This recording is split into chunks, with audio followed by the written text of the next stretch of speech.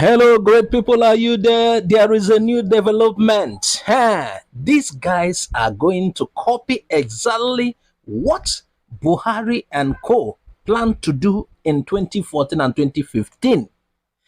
They were like, they warned that if the PDP takes over or plans to continue as in JEJ, that they're going to form a parallel government. And that is what this particular group has declared.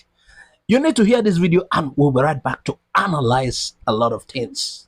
On behalf of all those who voted on the 25th of February 2023 for the presidential candidate of their choice, we ask everybody from the north, south, east, and west of Nigeria to come out on the streets to register their grievances on the rejection of the presidential election result announced by INEC against the wish of the Nigerian people.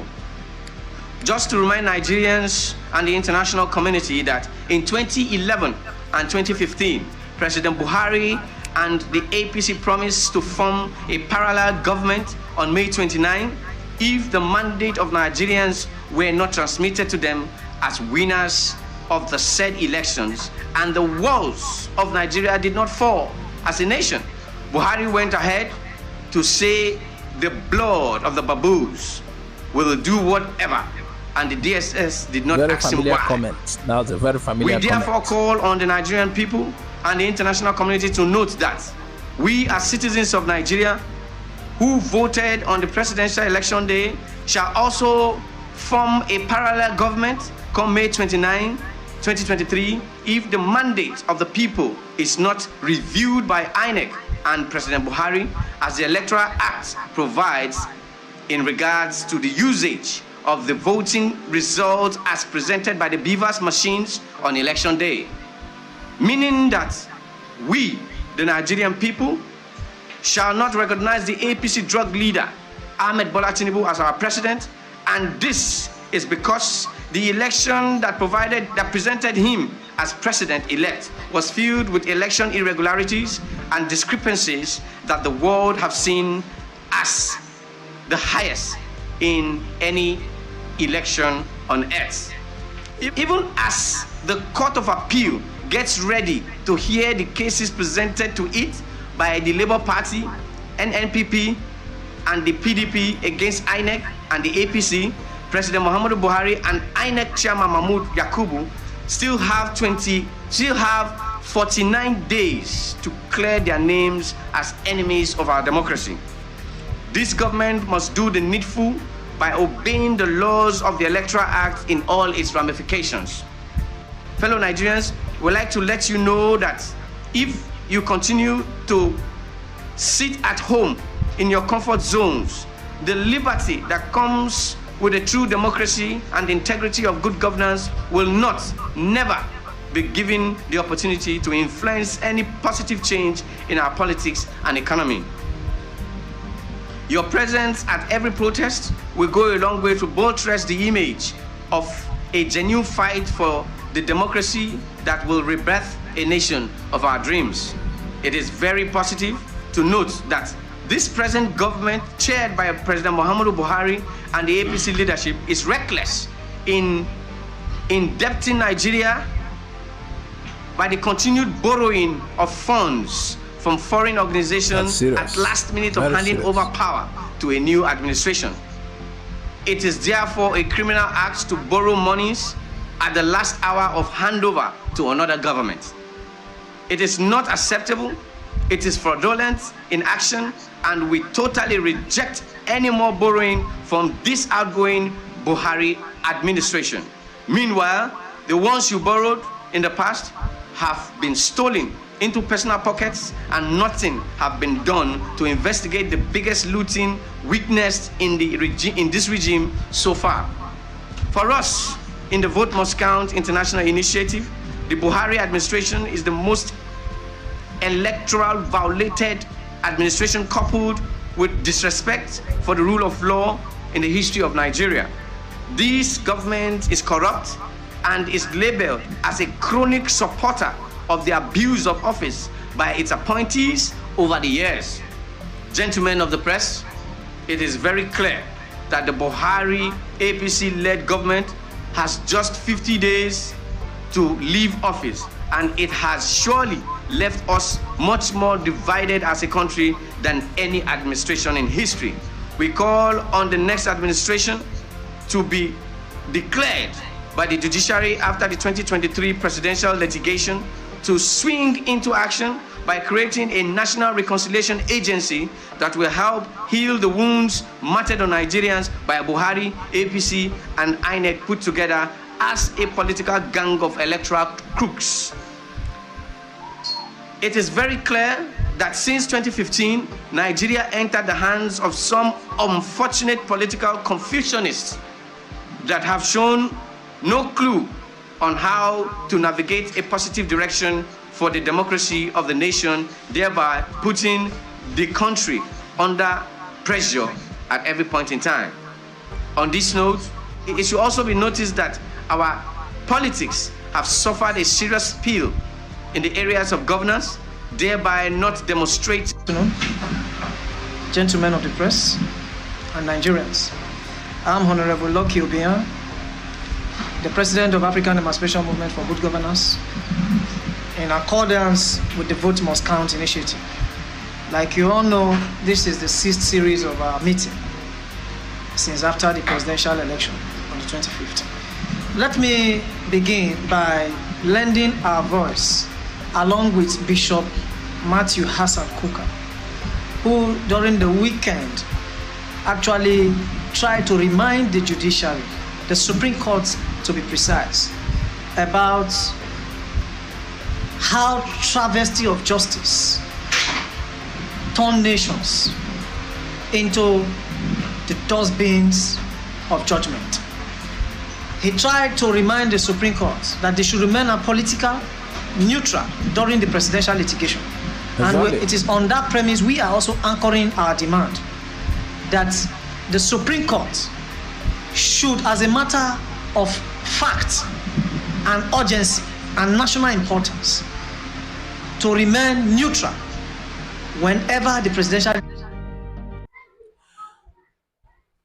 Well, that is it. That is as far as we can go. The group is calling on all Nigerians who participated in the vote, who are of the opinion that they cannot be disenfranchised, to come out on the streets and protest.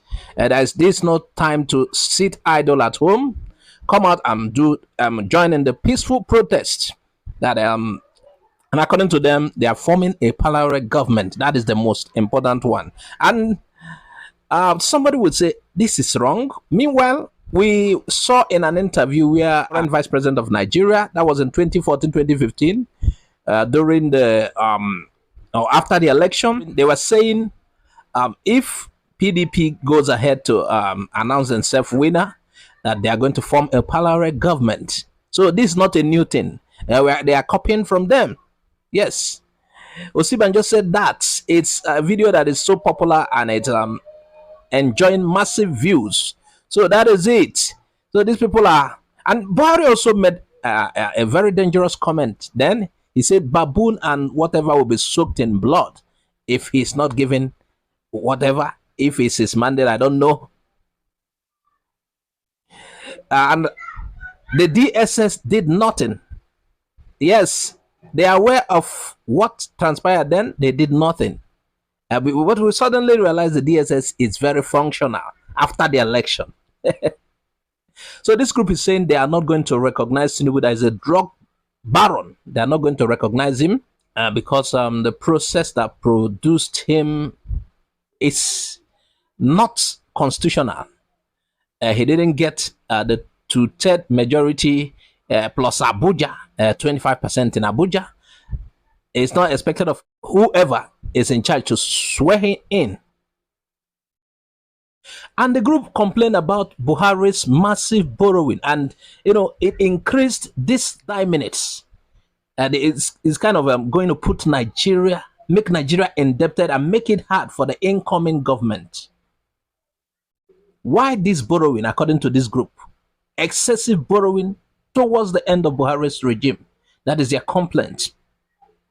And They are telling Buhari and Mahmoud and all who have taken part in this worst election in the history of human being to redress what they have destroyed. They still have 49 days to do that. The group is telling them you still have 49 days to redeem your name, redeem your image. You still have 49 days to correct your wrongdoings.